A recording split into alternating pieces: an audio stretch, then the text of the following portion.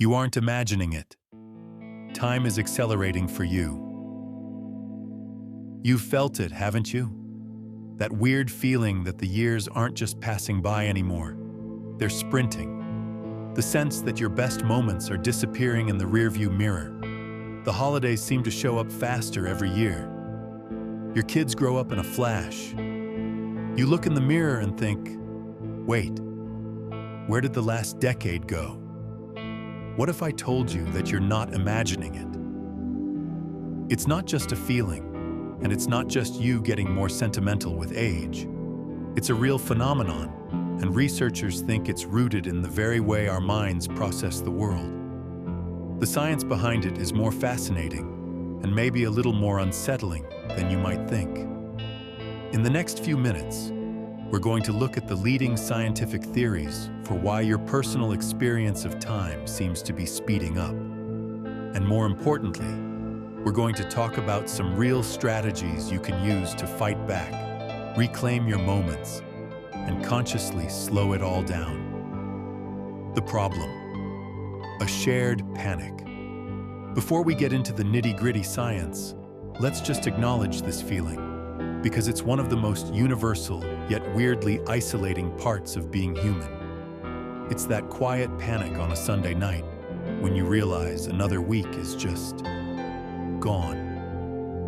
It's the shock of hearing a song from your high school days on the classic rock station. It's that sense of loss for a time you know you lived, but can barely hold on to in your memory. Think back to being a kid. Remember the summers? They felt endless, didn't they? A single summer afternoon could feel like a whole lifetime. Now think about last summer. For a lot of us, it was a blur of work, chores, and a few weekends that were over before they really started.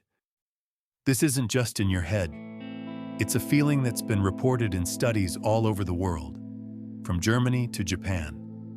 And this isn't just about nostalgia.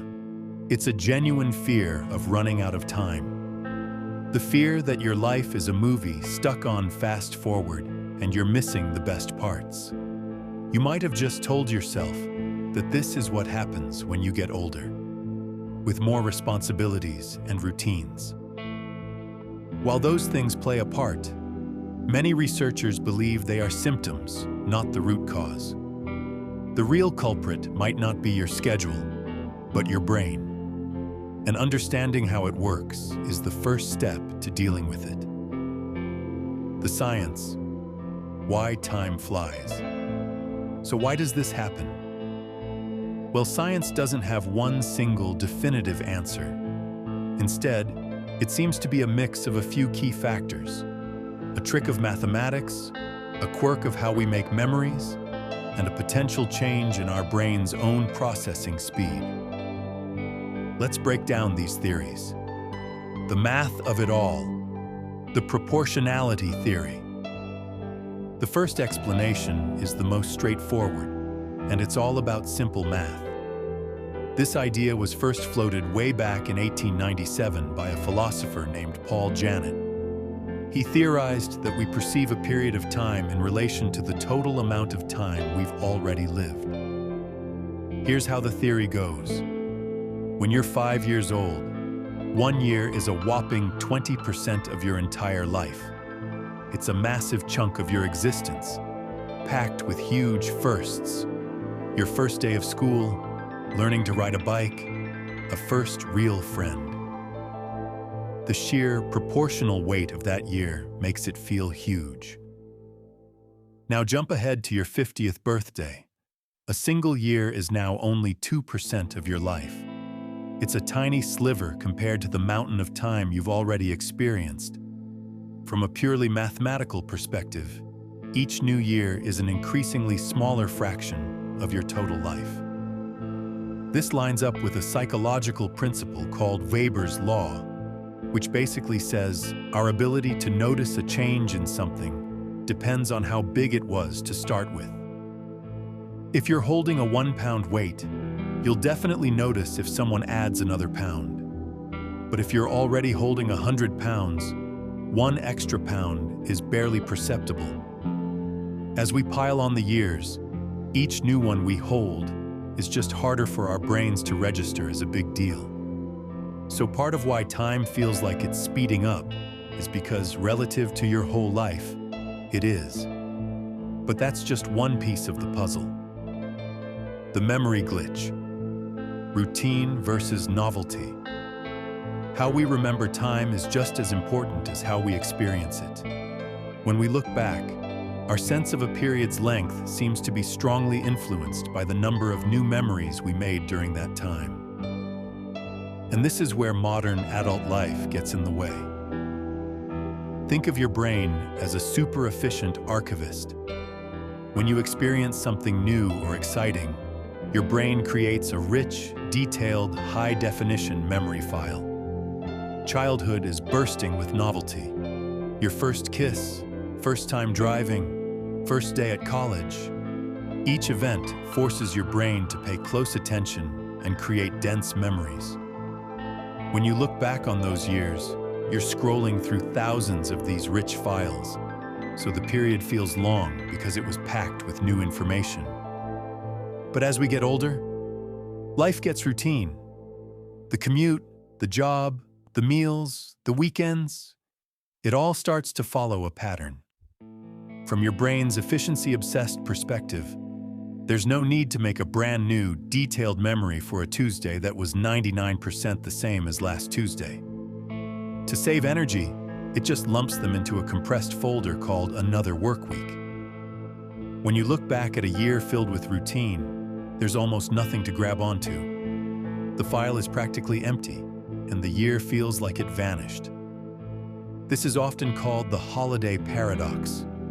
A one-week trip to a new country can feel longer and more substantial in your memory than the 6 months of routine work that came before it. Why?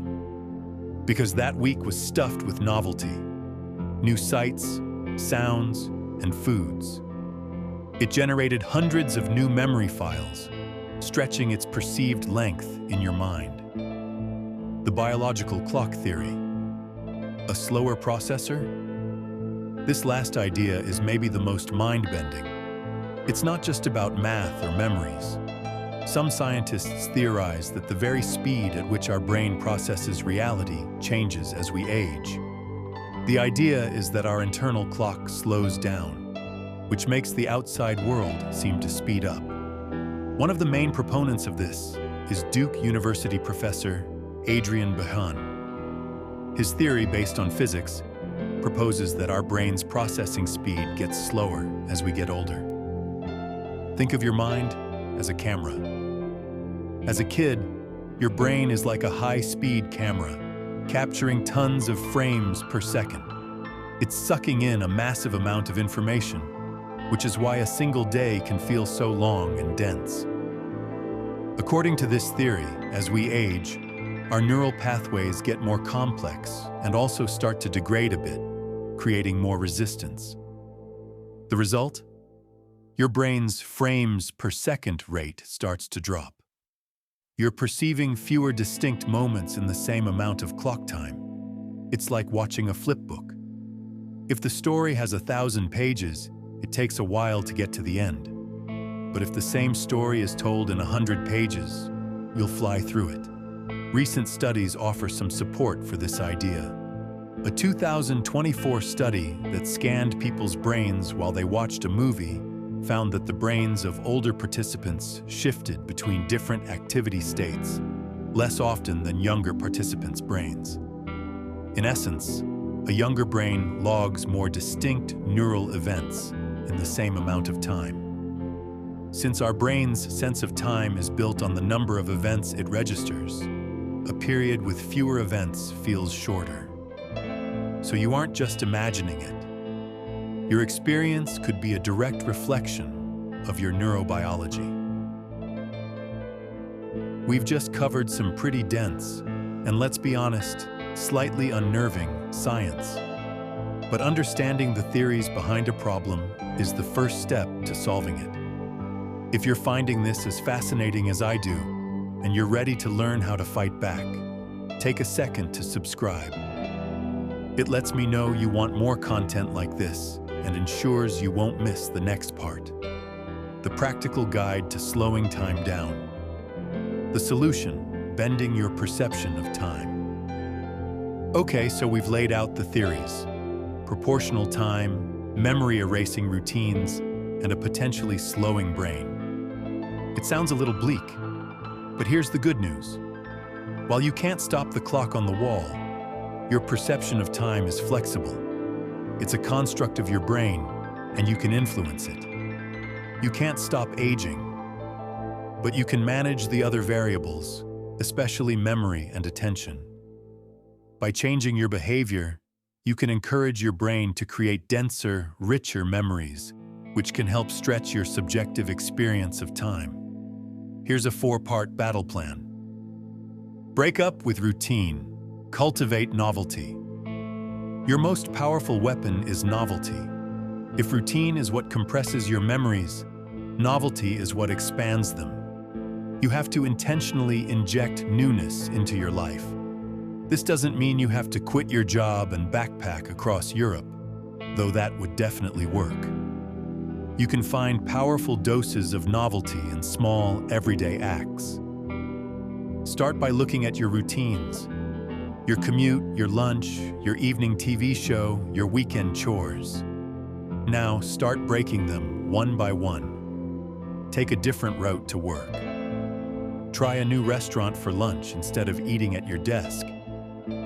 Cook one new recipe every weekend. Instead of collapsing on the couch, visit a museum, go to a local concert, or just walk through a neighborhood you've never explored. Learning a new skill is an especially potent form of novelty. Sign up for a pottery class, learn an instrument, or try a new language on an app. The struggle, the small wins, the focus, it all forces your brain out of its lazy, automatic mode and into an active, recording state. The goal is simple: give your brain new things to process. The more novel experiences you have, the more memories you'll create, and the longer and more memorable your years will feel when you look back. The power of presence. Fight distraction. Novelty doesn't work if you're too distracted to notice it. You can be at the Grand Canyon, but if you're stressing about a work email, you might as well be staring at your cubicle wall.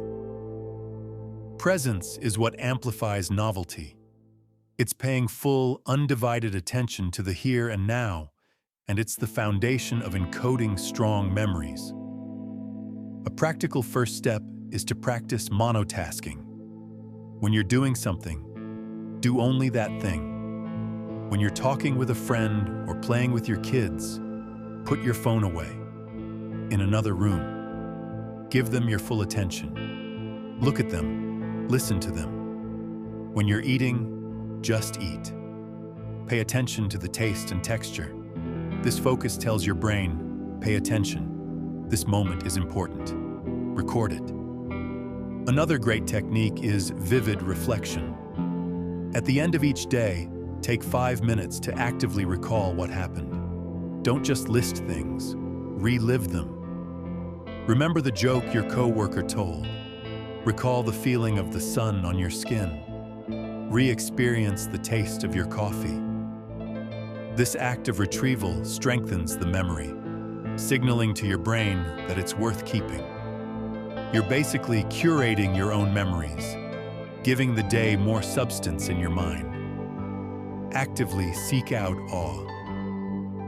There's one emotion that studies suggest can influence our perception of time: awe. Awe is that feeling you get when you're faced with something vast that just stops you in your tracks. Looking up at a starry sky, standing at the ocean's edge, or grappling with a mind-blowing idea.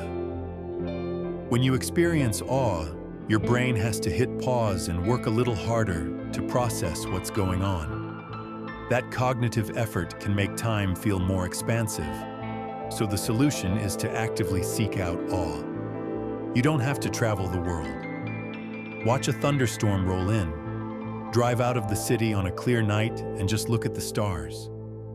Watch a nature documentary about the deep ocean or the cosmos on the biggest screen you have. Visit a grand old building and just contemplate the scale of it. By putting yourself in the path of things that make you feel small, you can give yourself a moment where time feels like it opens up. This last strategy is more of a mental shift, but it's incredibly powerful. It's about moving from treating time as an infinite resource to recognizing that it is, in fact, very finite. Our brains tend to devalue things that seem abundant. When you think you have all the time in the world, no single moment feels all that special. So, gently but firmly, remind yourself that your time is limited.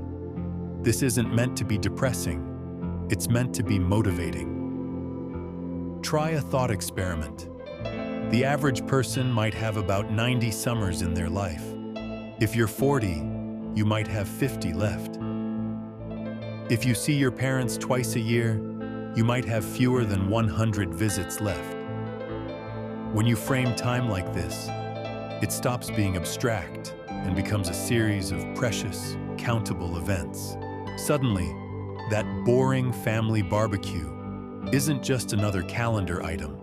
It's one of your 50 remaining summers. A phone call with a friend isn't an obligation.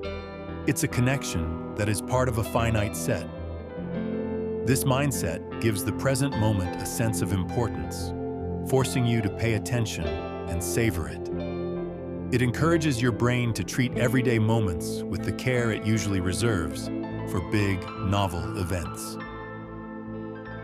That feeling of accelerating time isn't a personal failure or a sign that your life is boring. It's a real, shared human experience that is likely the result of how our brains mature and process the world. The leading theories point to a combination of math, memory, and biology. But we are not helpless. You can't add more hours to the day, but you can absolutely add more life to your hours. The richness of our lives isn't measured by a clock, but by the density and vibrancy of the memories we make. Think of your time not as a runaway train, but as a storybook. You can't add more pages, but you are the one who decides what goes on them. You can fill them with a monotonous blur, or you can fill them with a rich, vibrant story packed with detail and color.